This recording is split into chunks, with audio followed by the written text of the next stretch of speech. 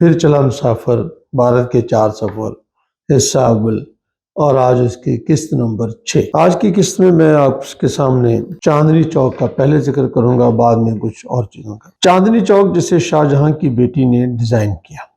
کہتے ہیں کہ شاہ جہاں کی تعمیر کردہ بیشتر عمارتوں کے پیچھے اس کی بیٹی جہاں آرا کا ہاتھ تھا۔ معلوم نہیں کہ یہ بات کہاں تک سچ ہے، لیکن پرانی دلی کے چاندنی چوک کے متعلق سب کی یہ متفقہ رائے ہے کہ اسے جہاں آرا نے ہی ڈیزائن کیا تھا۔ یہ اپنی مثال آپ ہے۔ یہ چوک بھی شاہ جہاں کے دور ہی کی ایک یادگار ہے۔ قلعہ اور جامع مسجد کے پاس یہ چوک نصف چاند کی مانند ہے۔ اس میں سے 3 بازار، اردو بازار، جوہری بازار اور فتح پوری بازار نکلتے ہیں۔ اس چوک کے درمیان میں ایک گھنٹہ گھر بنا دیا گیا ہے جہاں پر کبھی ایک تالاب ہوا کرتا تھا۔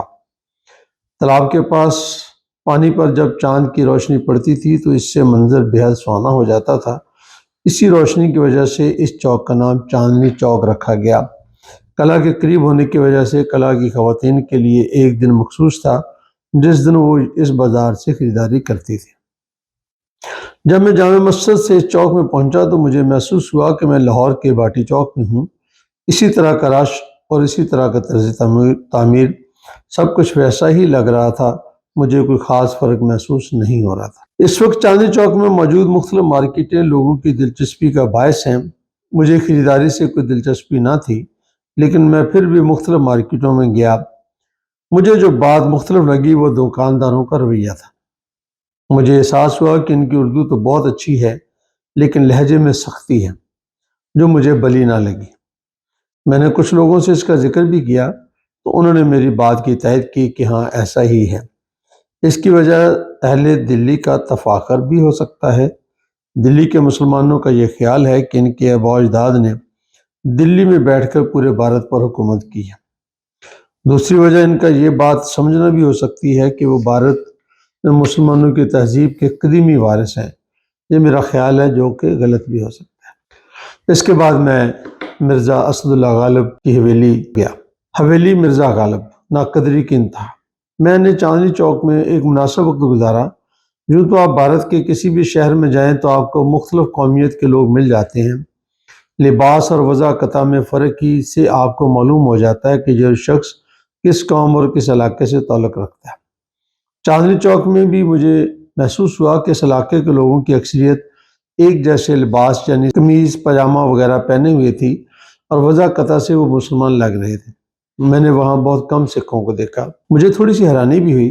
بعد میں مجھے کسی نے بتایا کہ غیر مسلم لوگ جامع مسجد اور اس کے آس پاس جانے سے گھبراتے ہیں اور خاص طور پر رات کو بالکل نہیں جاتے۔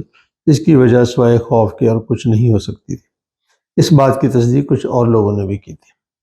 چاندنی چوک کے بعد قریب ہی محلہ بلی مارا میں مرزا غالب کی رہائش گاہ موجود تھی۔ اب میری اگلی منزل مرزا غالب کا گھر تھا۔ میں نے کسی سے ان کے گھر کا پتہ پوچھا جو مجھے آسانی سے مل گیا۔ مین بازار سے تھوڑا ہٹ کے گلی نکلتی تھی جس کا نام گلی قاسم جان ہے۔ اس میں تقریباً 50 گز کے بعد دائیں طرف ان کا گھر تھا۔ اس گھر میں مرزا غالب 1860 سے لے کر 1859 تک 1869 تک رہائش پذیر رہے۔ ایک بات کا مجھے کس قدر افسوس ہوا ہوگا جس کا اندازہ آپ خود بھی لگا سکتے ہیں۔ جب میں نے دیکھا کہ مرزا غالب کے گھر کے اندر کئی دکانیں بنی ہوئی ہیں اور ایک عظیم شاعر کے گھر کی کوئی بھی نشانی وہاں موجود نہیں تھی، میں چند لمحے وہاں کھڑا رہا۔ مجھ میں وہاں زیادہ دیر کھڑے ہونے کی ہمت نہیں تھی، اس لیے میں جلدی واپس بازار میں آ گیا۔ ایک عظیم شاعر کے ساتھ بھارت کی حکومت کا یہ سلوک مجھے پسند نہ آیا۔ مجھے سب سے زیادہ افسوس اہل دلی پر ہوا، ان کے سلوک کی وجہ سے جو انہوں نے مرزا غالب کے ساتھ کیا۔ اگر یہ کام حکومت نہیں کر سکتی تو دلی والے اردو کی پہچان اور اردو کو بام عروج تک پہنچانے والے شاعر نثر نگار مرزا غالب کی قدردانی کا حق تو ادا کر سکتے تھے۔ اب جب میں یہ سفر نامہ لکھ رہا ہوں یعنی سفر کے 25 سال بعد، تو مجھے معلوم ہوا کہ حکومت ہند نے 1999 میں اس جگہ ایک عجائب گھر بنایا ہے اور اس حویلی کو قومی ورثہ قرار دیا ہے۔ یہ سب جان کر مجھے بے حد خوشی ہے۔ اب یہ ایک شاندار بلڈنگ ہے جسے ہر طریقے سے سجایا گیا ہے، جہاں پر غالب سے متعلق بے شمار اشیاء رکھی گئی ہیں۔ غالب کے علاوہ بھی بے شمار نامی گرامی شاعروں کی تصاویر بھی موجود ہیں۔ اپنے مشاہیر کو یاد رکھنا ہم سب کا فرض ہے۔ اسی کو تاریخ کہتے ہیں۔ ہم بھی تاریخ ہی بناتے ہیں، اور ہماری آنے والی نسلیں بھی اپنی تاریخ کی جاننا چاہیں گی۔ اب میں دلی کے اردو بازار میں ایک چنوٹ کے ہندو خاندان کے ایک چشم و چراغ سے گفتگو کا حوالہ آپ کی خدمت میں پیش کرتا ہوں۔ دلی کا اردو بازار چنوٹ کا ہندو مگو خاندان، ہندو کتاب فروش، مسلمان کباب فروش۔ مرزا غالب کے گھر کے بعد میری اگلی منزل اردو بازار تھا۔ بازار جانے سے پہلے میں جامع مسجد کے پاس ایک صاحب سے ملنے گیا جو تفہیم القرآن، جو سید ابو العلا مودودی علیہ رحمت نے لکھی تھی، شائع کرتے تھے۔ یہ بھی بڑی دلچسپ بات ہے کہ ہمارے فیصل آباد سے تعلق رکھنے والے ایک پیارے دوست محمد یاسین ہیں، جو 1990 میں ہندوستان سے تفہیم القرآن، جو قرآن پاک کی تفسیر ہے جسے سید ابو العلا مودودی علیہ رحمت نے لکھا ہے، لا کر پاکستان میں فروخت کرتے تھے۔ اس وجہ سے ان کا بھارت آنا جانا تھا۔ جب میں بھارت جا رہا تھا تو انہوں نے مجھے اپنے ان دوستوں کا پتہ بتایا جن سے وہ تفہیم القرآن خریدتے تھے، اور میں ان سے ملنے کے لیے ان کی دکان پر چلا گیا۔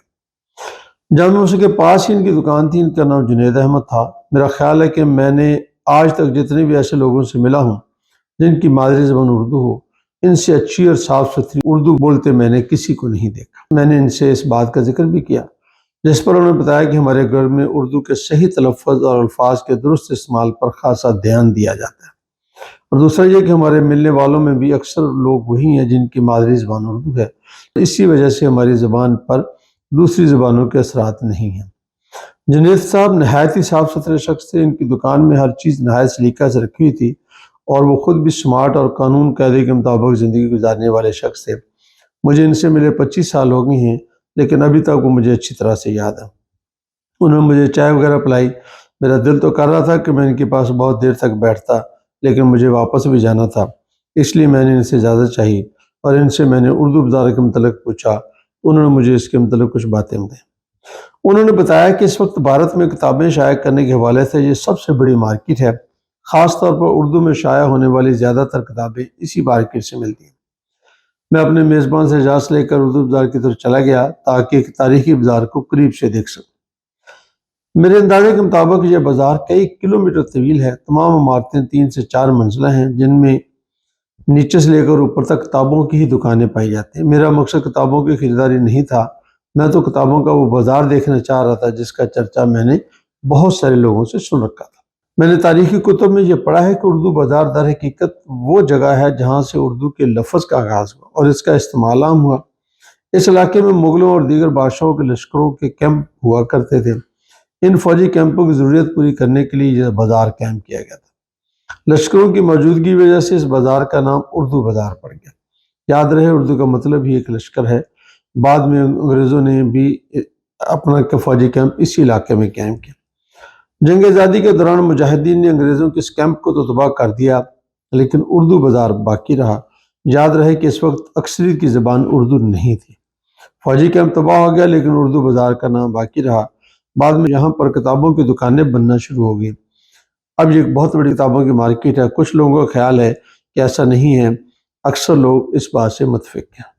میں پورے وثوق سے کہہ سکتا ہوں کہ اردو بازار ہمارے اردو بازار لاہور سے 100 گنا سے بھی زیادہ بڑا ہے۔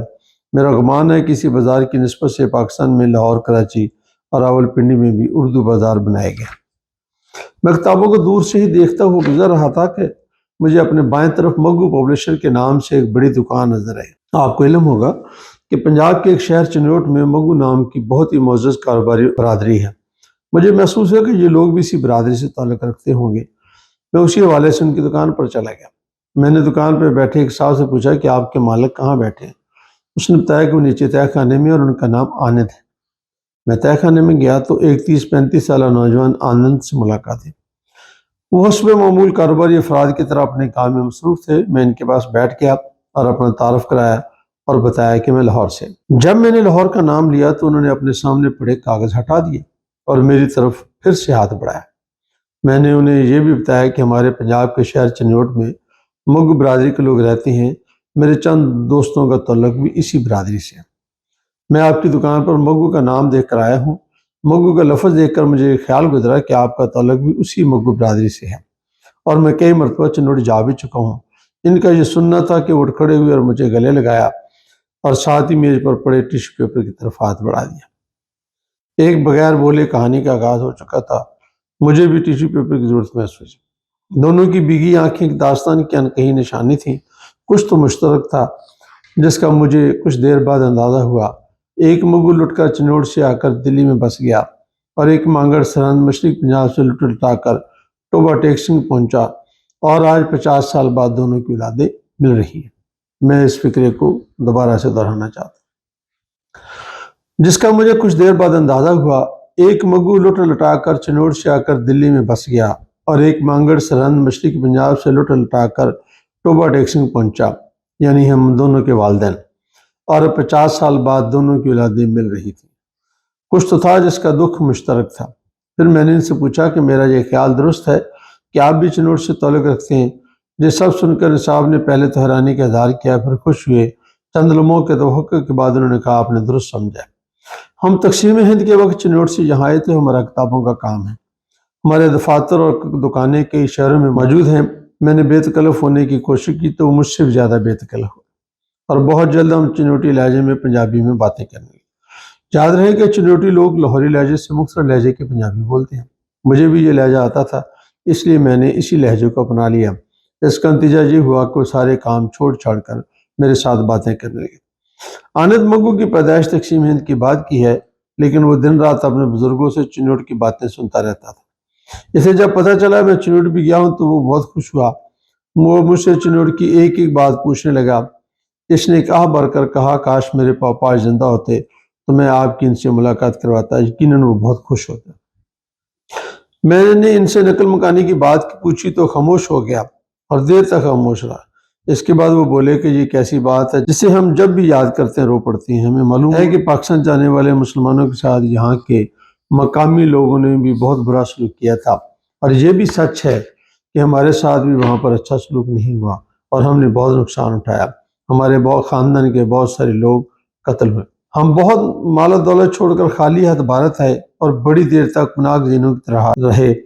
نہ ہم دلی میں رہنے والے لوگوں کی زبان بولتے تھے، نہ ہی ہمارا رہن سہن جیسا تھا، اس لیے ان لوگوں سے میل جول قائم کرنے میں ہمیں کافی وقت لگا۔ البتہ ہم مذہب ہونے کی وجہ سے زیادہ دقت نہیں ہوئی۔ اب ہم سب گل مل گئے ہیں، لیکن ابھی تک ہم اپنے گھروں میں وہی چنوٹ کے لہجے کی پنجابی میں بات کرتے ہیں، اور یہ بات کتنی نسلوں تک چلتی ہے اس کا اندازہ نہیں۔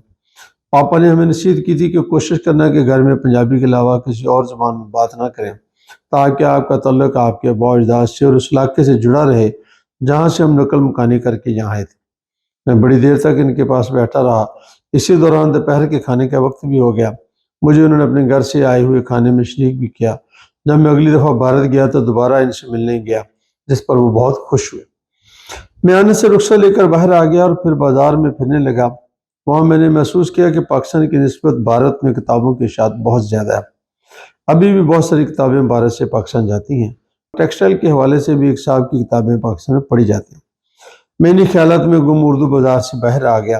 میں نے دیکھا کہ اردو بازار میں اسلامی کتابوں کی دکان کے مالکان تو تھے، باقی اکثر دکانوں کے مالکان ہندو تھے۔ اردو بازار کے ساتھ ہی کھانوں کی ایک بڑی مارکیٹ بھی ہے جو گوشت کے پکوانوں کے لیے مشہور ہے۔ لوگ بڑی تعداد میں یہاں کباب کھانے کے لیے آتے ہیں۔ اس وقت وہاں کافی رش تھا۔ اکثر کھانے کی دکانیں مسلمانوں کی، جبکہ کتابوں کی زیادہ تر دکانیں ہندوؤں کی تھیں۔ ہندو کتاب فرموش، مسلمان کباب فرموش۔ ایک قوم دماغ کی غذا کا اہتمام کرتی ہے، دوسری پیٹ کی غذا کا۔ اس کا قدرتی نتیجہ یہ ہوا کہ ایک بہترین گاڑی چلاتا ہے، دوسرا ابھی تک سائیکل چلا کر اپنا پیٹ پالتا ہے۔ یہ اپنے اپنے اعمال کا فطری نتیجہ ہے۔ فطرت کبھی کسی کو معاف نہیں کرتی، سب کام اپنے اصولوں کے مطابق کرتی ہے۔ جو محنت کرے گا وہی صلاح پائے گا۔ یہ فطرت کا ازلی اصول ہے اور اسی میں میرا پختہ یقین ہے اور عمل بھی۔ باقی انشاءاللہ ایسا اگلی قسط کے اندر۔